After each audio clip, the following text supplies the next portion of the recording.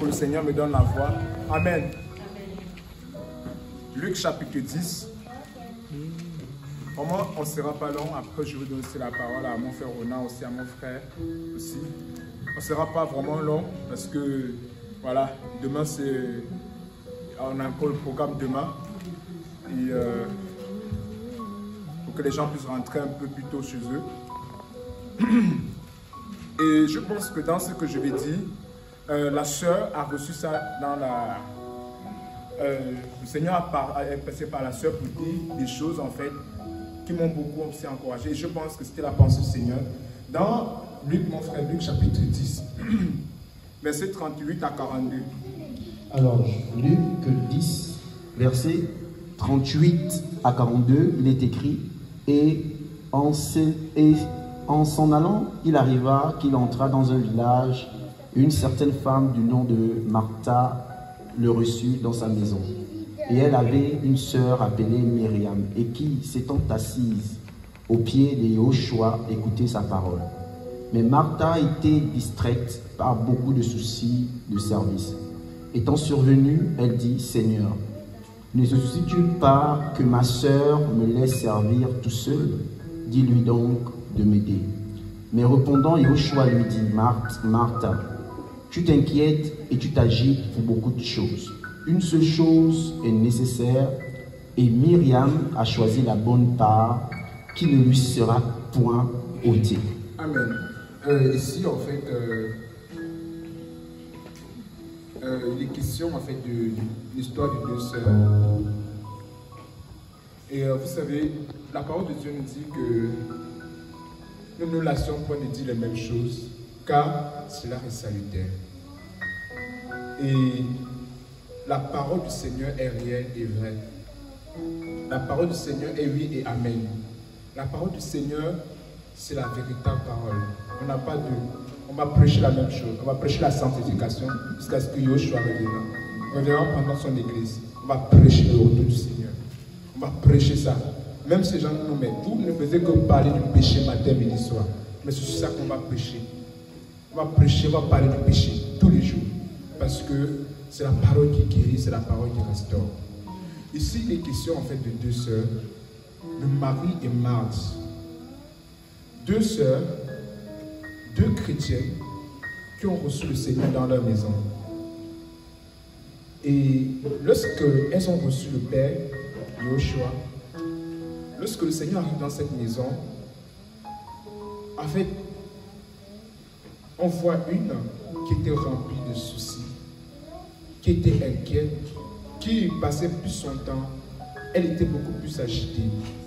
Elle était tellement agitée au point où on se demandait, mais qu'est-ce qui se passe avec Marthe? Elle était tellement agitée. Vous savez, la Bible dit que notre corps est le temple du Saint-Esprit. Sachant que Marie et le Seigneur est entré chez Marie et Marthe. Donc, c'était deux chrétiens qui ont reçu le Seigneur. Deux personnes qui ont accepté Jésus dans leur cœur. Mais la Bible dit que l'autre était tellement inquiète.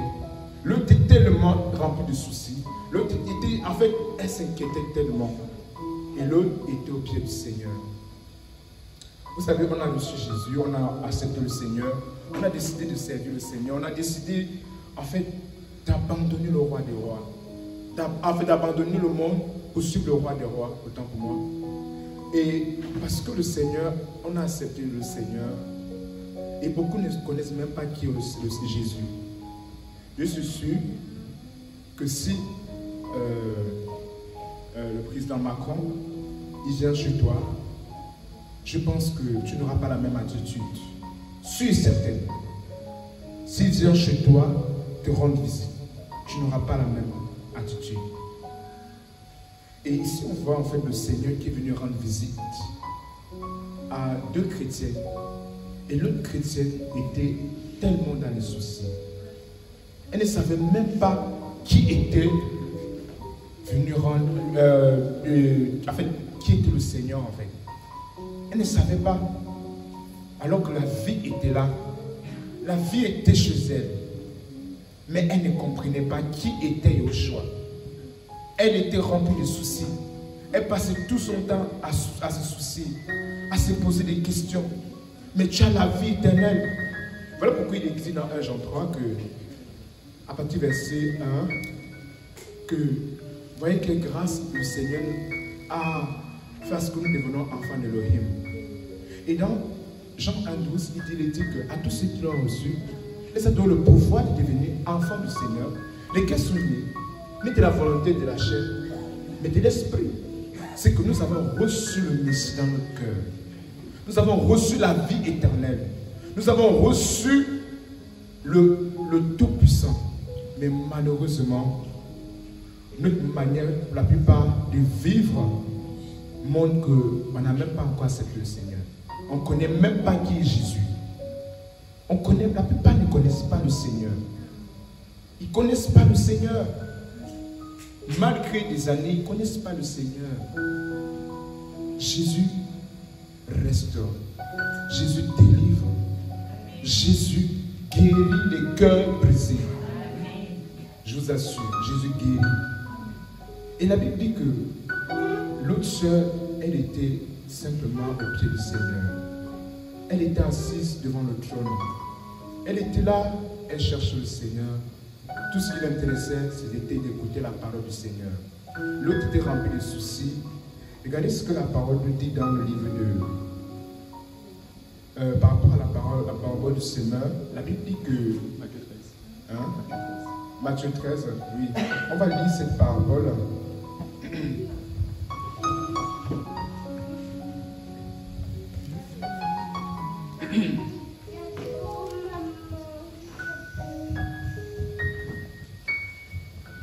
Matthieu chapitre 13.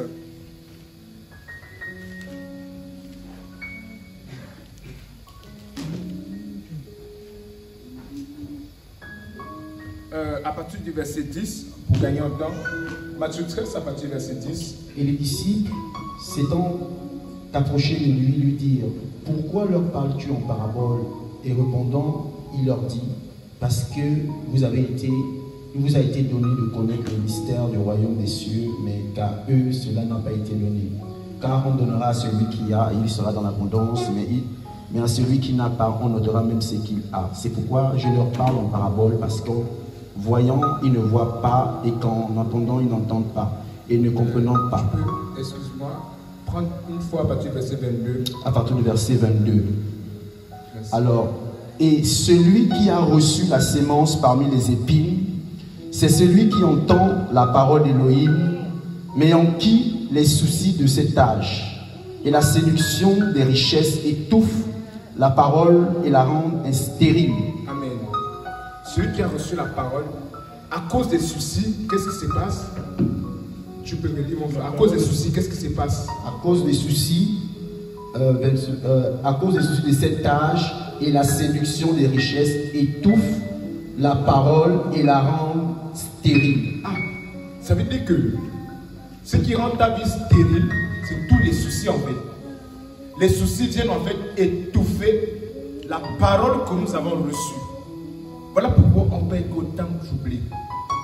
On peut être tellement troublé alors que on parle d'une assemblée, on est dans une assemblée jour après jour. Mais les soucis de la vie viennent étouffer la véritable parole, empêchent la parole du Seigneur de se manifester en nous. Et Marie était troublée.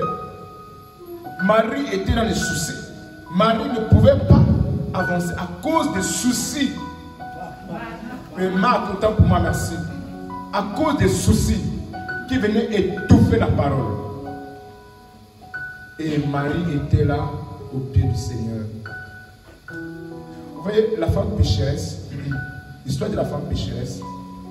La femme pécheresse, elle était, lorsqu'elle est allée au pied du Seigneur, elle a pleuré au pied du Seigneur, elle a essuyé les pieds du Seigneur, elle a parfumé les pieds du Seigneur. Une femme pécheresse, c'est ce que le Seigneur désire. Être au pied de Jésus. Vous savez, la vie chrétienne est basée sur l'intimité, sur la relation avec le Seigneur. La vie chrétienne, c'est ça. C'est la relation avec le Seigneur. C'est ça la vie chrétienne. Ce n'est pas la magie. la vie chrétienne, c'est la relation avec le Seigneur. C'est le cœur à cœur avec le Seigneur. Ça n'a rien, il n'y a pas de magie en fait. C'est le cœur à cœur avec le Seigneur. Combien de fois tu t'assois chez toi pour ouvrir une Bible, pour lire la Bible? Combien de fois? Est-ce que chez toi à la maison, tu prends le temps d'ouvrir la Bible et de t'asseoir et lire la Bible? Si tel n'est pas le cas, comment est-ce que tu veux grandir avec le Seigneur? Comment est-ce que tu veux grandir avec le Seigneur? Il y a des chrétiens, vous savez, depuis qu'ils sont convertis, ils n'ont jamais terminé le Nouveau Testament. Qui a déjà terminé le Nouveau Testament ici? N'ayons pas honte. Hein? Qui a déjà terminé le Nouveau Testament? Soyons vrais, hein? Ne nous cachons pas, n'ayons pas honte. Qui a déjà fini le Nouveau Testament ici? N'ayons pas honte. Le Seigneur connaît nos cœurs, on peut mentir aux hommes. Tu peux mentir, ça s'arrête. Qui a fini le Nouveau Testament? Vous voyez? C'est pas, en fait, c'est vraiment pour nous dire que si on veut voir la gloire du Seigneur, mais et que déjà, au niveau de la parole, on n'a pas de l'engouillement, mais comment est-ce qu'on veut voir la gloire du Seigneur? Comment est-ce que les soucis ne vont pas nous tuer? Moi, je ne vais pas entrer de grande doctrine. Je suis toujours sur le béaba de l'évangile. Parce que sur le béaba, tu vas nous amener au ciel. Déjà, tu ne lis pas la Bible.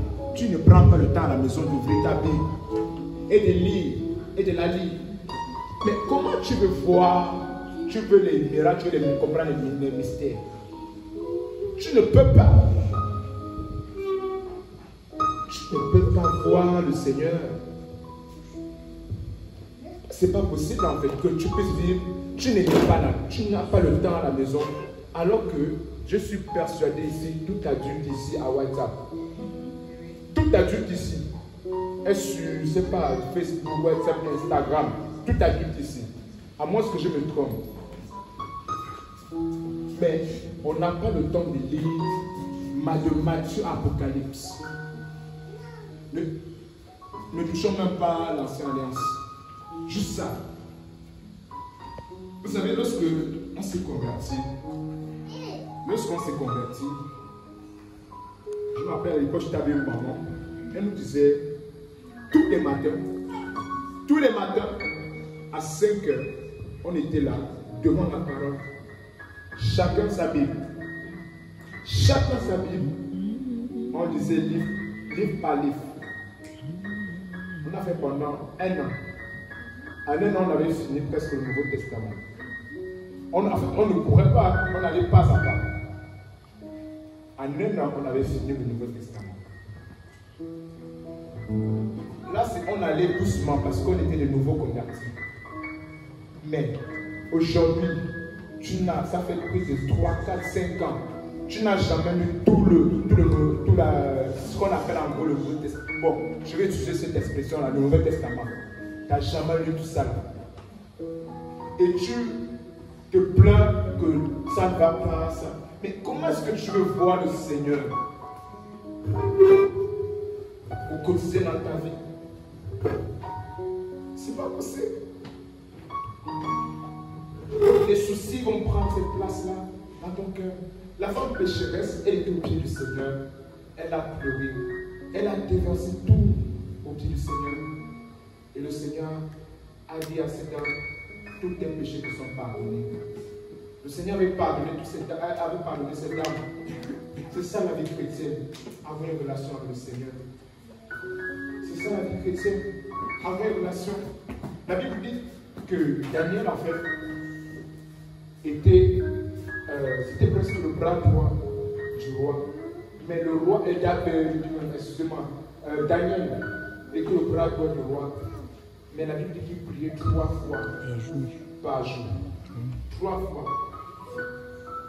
Et il connaissait la parole. Il connaissait la parole. Je veux bien que toutes ces choses qui t'embêtent, oui, il y a l'obéissance au Seigneur.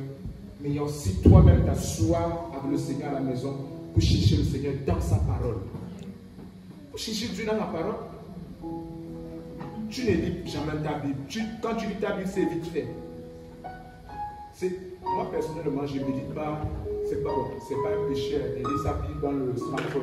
Mais j'aime quand je m'assois à la maison avec mon stylo, avec mon cahier à côté. Je note. Quand le Seigneur m'enseigne quelque chose, je note, je dis, c'est ça, à la maison. Peut-être d'ailleurs, oui, le téléphone, oui. Mais quand tu es à la maison, c'est la parole. C'est la parole qu'il faut t'asseoir et lire. Pourquoi? Parce que la parole, en fait, vient nourrir notre âme. Lorsque on a donné notre cœur au Seigneur, nous sommes sortis du monde. Et étant sortis du monde, en fait, notre âme a été déformée par le péché. Et notre âme étant déformée par le péché, il faut que notre âme soit guérie par la parole. Maintenant, si tu évites cette parole, qu'est-ce qui va guérir ton âme? Les soucis vont s'accroître jour après jour. Mais si tu es déjà à la maison, tu cherches avec le Seigneur, tu prends le temps avec le Seigneur, tu creuses avec le Seigneur, seul à seul. On n'a pas besoin qu'un frère soit là, une soeur soit là pour te voir. Mais tu cherches le Seigneur dans sa parole. Et tu vas grandir avec le Seigneur.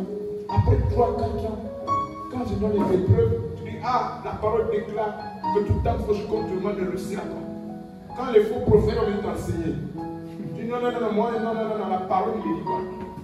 Lorsqu'on s'est converti par la grâce du Seigneur, il y a un branamiste qui est venu. Et il connaissait la parole. Mais c'était faux. Mais tout de suite là, la formation qu'on avait déjà eue là, il dit, mon frère, c'est faux ce que vous prêchez là. C'est complètement faux. Alors que j'avais 1 an de conversion. Je suis une doctrine démoniaque. Je dénonçais déjà le message de la prospérité. Je ne connaissais pas encore les frères de Dieu, mais je dénonçais déjà le message de la prospérité. Il disait qu'en lisant de Matthieu, Apocalypse, on n'a pas prêché la prospérité. C'est que la parole, en fait, en étant assis à la maison, en méditant, le Saint-Esprit va t'enseigner. Le Seigneur va te donner des messages, il va te parler. En ayant toi-même le seul à seul avec le Seigneur. La Bible dit que Marie était remplie de soucis. Marie était au pied, elle écoutait la parole. Elle écoutait. Tu peux écouter les enseignements, ce n'est pas un problème. Mais toi-même, seul à seul avec le Seigneur, il faut avoir un temps où tu t'assois, le Seigneur t'enseigne toi-même. Et c'est l'enseignant par excellence. C'est l'enseignant magnifique de Yoshua. Donc vraiment, je nous encourage, mes frères et mes soeurs. Vraiment, prenons du temps à la maison pour lire la parole. Je disais un jour aux soeurs que une soeur a dit, vraiment le Seigneur a fait une soeur que on a prêché l'évangile, s'est converti. Et quand cette soeur s'est convertie, elle lisait 15 chapitres par jour. 15 chapitres. 15. En 3 mois, elle a fini le Nouveau Testament. En 3 mois, non, moins de 3 mois même, elle a fini le Nouveau Testament. Elle a enchaîné avec l'Ancienne Alliance. Elle avait soif du Seigneur. Mais de plus en plus, on voit les chrétiens. Ils font même les Bibles 1 semaine, 2 semaines. Ils ne lisent même pas la Bible. Mais comment tu veux voir le Seigneur si tu ne lis pas la Bible? Tu n'es pas devant le Seigneur. Tu es religieux, tu ne sais pas religieux. Et deuxièmement, être au pied du Seigneur, la prière. La prière. Quand tu dis non, prions, on veut seulement chanter. On veut seulement chanter, on ne veut pas prier.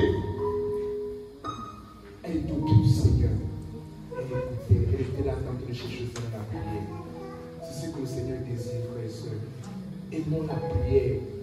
Quand il y a un problème, nous ne lâchons pas. Prions. Tant que tu ne vois pas la solution, continue à prier. Tant que le Seigneur t'arrive, continue à prier. Ne te relâche pas. Ne te relâche pas. Ne te relâche pas dans la prière. Tu pries. Un péché t'embête pas. Vous savez, à l'époque, j'étais dans une église et il y a une soeur. Cette soeur-là, elle était colérique. Très colérique. Et à chaque fois que je te demande à la soeur quand elle priait, c'est que Seigneur, vraiment, j'en ai marre de la colère. J'en ai marre, Seigneur.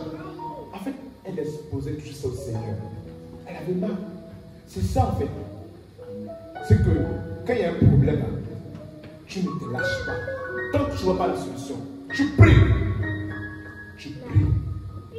Comme a fait Marie, elle est au pied du Seigneur.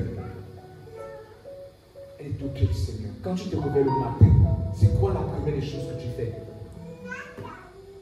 Est-ce que c'est d'abord WhatsApp que quand tu te lèves le matin? Qu'est-ce que quand tu te réveilles du ton lit, qu'est-ce que tu fais pour la première fois? Est-ce que tu sors douce et tu peux au travail? C'est quoi la première chose? La Bible dit que très tôt le matin, dans le livre de Actes chapitre 1, le Seigneur se levait, il allait au pied de la montagne. Très tôt le matin, lorsque le Seigneur se levait, avant de faire quoi que ce soit, il allait au pied de la montagne. Il faisait encore sombre. Donc, comme on dit, c'est un système. C'est pas grave. Dès que c'est un système, c'est ton problème. Mais quand tu te réveilles, voilà. Et que si tous les jours c'est comme ça, tu te réveilles, voilà, c'est normal, et tout, tu commences à. Donc, c'est d'abord le petit déj d'abord, voilà. La prière, on va voir ça au bout de la journée. Mais, chrétien. Ou peut-être le Seigneur te réveille la nuit, je ne veux même pas. La vie chrétienne est basée sur l'intimité en fait. C'est ça la vie chrétienne, ce n'est pas le maraboutisme en fait. Et comme disait un jour Kakou, la différence entre un chrétien et nous, c'est la consécration. C'est la consécration. Ça fait combien de temps que tu as même pris le temps de jeûner pour crier au Seigneur de ton cœur? Ça fait combien de temps que tu as pris un temps pour parler au Seigneur, pour chercher le Seigneur? Donc on dit non mais il faut plus jeûner, il faut être dans le... Il faut veiller, il ne faut pas dans le système, il ne faut pas... Frère, quand c'est converti, c'était jeune sur jeune. Jeune sur jeune, frère. C'était jeune sur jeune. Jeune, frère. Veillez de prière sur veillez de prière. Veillez de prière sur veillez de prière. En fait, la pêche moi-même me dit, mais mon fils, donc vous avez fait de l'église là, donc ça devient comme ça. Mais on ne te voit plus. C'est comment mon fils? Comment? Mais je ne te vois plus, c'est comment? Mais tu te dis bizarre, mais tu ne fais que dormir à l'église, tu dors. Mais c'est comment? Je ne te vois plus. Mais je savais ce que mon cœur. Tu devais prier 3 jours, tu devais prier d'affilée comme ça. Et le Seigneur nous accompagnait en fait. On avait soif du Seigneur. On avait soif, je me rappelle un moment, un jour d'abord. On a fait 1 an de veille de prière. Et le Seigneur a permis que j'avais assisté à ce moment-là. Je vous assure. Le Seigneur avait fait un bien de ouf. 1 an de veille de prière. Tous les vendredis. Je vais rentrer du boulot avant vendredi, je partais à la veille. Parce que je voulais voir le Seigneur. Je voulais voir le Seigneur. La vie chrétienne, c'est ça. À la maison, quand tu es chez toi, est-ce que tu as une vie de prière avec tes enfants? Avec ta famille, est-ce que tu as une vie d'échange? Est-ce que vous partagez avec les personnes qui vivent avec toi? Ou même seul à seul avec le Seigneur? Est-ce qu'il y a ça? Est-ce qu'il y a ça? Est-ce qu'il y a ça? S'il n'y a pas, tu es hypocrite. Tu viens prier en assemblée. Mais chez toi, vous n'avez pas le temps de partager la parole. C'est pas ça. La première église, c'est d'abord dans ta famille. Hein? Oui. Il est gros, Seigneur, tu seras sauvé. Toi et ta famille. D'abord, la première assemblée, ça commence dans ta maison. C'est d'abord ça avec le Seigneur le chef. Des personnes qui cherchent le Seigneur à la maison. Que une relation personnelle avec le Seigneur à la maison. Est-ce que ton mari ou ta femme peut témoigner que non? Vraiment, c'est vraiment la maison s'en va quoi. On a commis l'intimité avec le Seigneur à la maison. Ou même ton entourage, ou même des personnes, en fait, qu'on ne se manque pas. Ou même seul à la maison. Tu arrives chez un frère, tu dors, le matin tout est normal. Tout est normal. Tu es à la maison à 5 heures. Tu vas m'entendre. Ce n'est pas vraiment pour me glorifier, mais c'est pour nous encourager. Que c'est ça la vie chrétienne. Quand quelqu'un vient chez toi, là, avant de sortir, il doit avoir un impact. Il doit avoir un impact. Tu dois impacter sa vie. Tu dois impacter sa vie par la consécration. Il ne va pas entrer chez toi après, bon voilà, il vient peut-être 2-3 jours, il n'y a rien. Non! Viens chez moi, on va prier. Mais tu es converti, non? Ok. Tu n'es pas converti. Ok, mais chez moi, quand je prie, même tu es venu t'asseoir aussi. À un moment donné, tu finiras par assister aussi à un moment donné. Une maison doit avoir la prière, la méditation. En fait, la réunion de famille. C'est ça. chez les chrétiens, il doit y avoir ça. Des réunions de famille à la maison. Et c'est ce que le Seigneur désire. Et c'est là que c'est la vie, vraiment la vie chrétienne. C'est des pas, l'obéissance. En méditant, tu dois comprendre. Le Seigneur te dit, la fornication, il faut laisser. Le commérage, le Congo, il faut laisser ça. En lisant la parole. Et les choses, là, le serré, le pantalon serré, là, les mini-jupes. Le Seigneur te dit, non, mais tu vois comment tu... Regarde les mini-jupes, la Bible dit non, que les sœurs doivent s'habiller décemment. Mais frère, tu vas voir, mais tu cherches maintenant à séduire. Mais en méditant, le Seigneur te dit, non, fais attention. Là, il y a encore ça dans ton cœur, il y a encore l'orgueil, il y a encore l'amour du monde, il y a encore ci, il y a encore ça. Mais c'est en lisant la parole. Lisons la Bible. Ayez le temps à la maison. Prends des résolutions du Seigneur. Il dit, commence à lire dès ce soir. Il dit, je vais commencer à Matthieu jusqu'à Apocalypse. Comment je vais prendre, comment comprendre la parole. Je vais méditer. Il n'y a pas que ça, mais que ce soit pas un devoir religieux, mais parce que tu as soif de lire la parole. Amen. C'est ce que le Seigneur a mis dans mon cœur cet après-midi, de partager ce pays à pas de l'évangile. Parce que pour moi, la vie chrétienne commence là. La consécration d'abord. Le pays à pas d'évangile, c'est ça. C'est ça d'abord. Avant de chercher, voilà, comment ça va se passer au du Seigneur, avant de chercher comment est-ce que, voilà, les 7 mystères. Non. Commence d'abord à chercher le Seigneur dans la simplicité. Cherche premièrement le royaume des cieux. Ce problème-là, ce souci-là, comme on a prié ce soir, tu vas à la maison, ça continue. Prie! Ça continue à prier. Je te chasse penser un peu. Tu vas lâcher mon âme. La Bible dit que celui qui est en Christ est une nouvelle créature. Les choses anciennes sont passées, parce que toutes choses sont devenues nouvelles. 2 Corinthiens 5, 17, tu proclames la parole.